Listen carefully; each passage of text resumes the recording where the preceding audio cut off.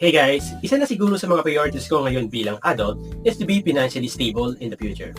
Siyempre, party na dyan ang tamang paghawak ng pera, like saving and investing.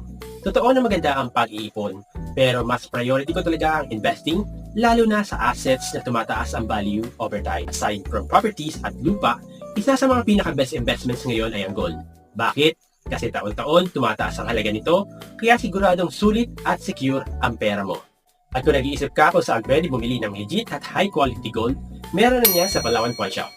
Meron silang 24K Palawan Gold Coin, gold bars at iba't ibang klase ng gold jewelry na available sa 600 plus branches nationwide.